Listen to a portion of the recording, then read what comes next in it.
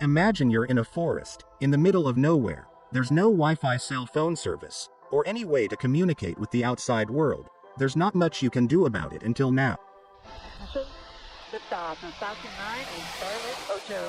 SpaceX has been launching Starlink satellites into orbit since 2019.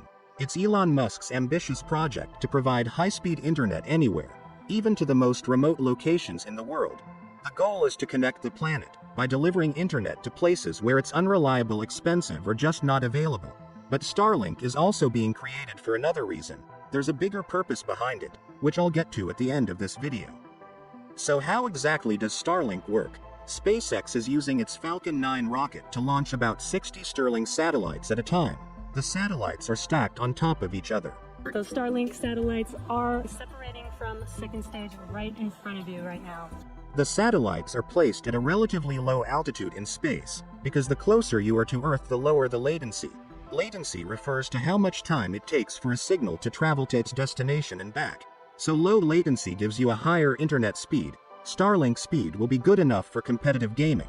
It's targeting a latency of less than 20 milliseconds. That's faster than cable internet, incomparable in what you'd get with fiber optic broadband.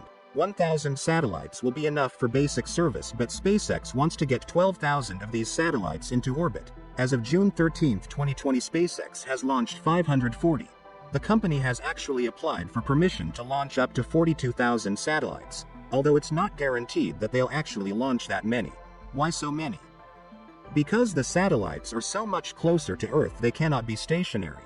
They have to move faster to maintain their orbit. They'll cover a smaller area, so more satellites are required for internet coverage everywhere. What SpaceX is trying to achieve is unprecedented. About 9,000 satellites have ever been launched in all of history. Out of those 9,000, about 5,000 are in orbit and less than half are actually in use. In comparison, Starlink will be a ridiculously large satellite constellation. But with that comes concerns. Scientists are worried about light pollution because of how much closer the satellites are to Earth. They are bright enough to see without a telescope. SpaceX has been trying to address the issue. The latest batch it launched had a sunshade that can block reflections of sunlight off the antenna. Starlink is controlled on Earth with a device about the size of a pizza box. The terminal will look like a round UFO on a stick, and it'll be easy to use. There are 2 instructions: plug-in socket, point at sky. But it's not so simple for those who live in countries where the internet is censored. One of the most famous examples is the Great Firewall of China, where Facebook, Twitter, Instagram, YouTube, and YouTube Zone or Google are all banned. Starlink's internet access cannot be controlled by national governments because it does not rely on domestic communications infrastructure. But a government that censors the internet will probably ban the Starlink device. Like most things that are banned, it will be impossible to confiscate them all.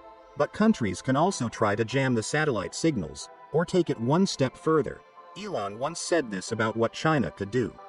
If they get upset with us, they can blow our satellites up, which would be good. And they can do that. So probably we shouldn't broadcast there. Let's not forget Elon's other company, Tesla, has a lot invested in China. There is a huge customer base there, as well as the Gigafactory in Shanghai. Starlink hopes to begin service in North America first, starting with the northern US and Canada in 2021, and then expanding coverage to nearly everywhere in the world by 2022. If you live in a large city, Starlink is not necessarily going to replace your internet provider. Starlink is not intended to be used in high-density areas because it doesn't have sufficient bandwidth.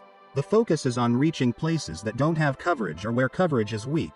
SpaceX does have competition in the space internet race, but it's also ahead of the game. The company is at an advantage because it owns its own rockets, and the rockets are reusable. They land back on Earth.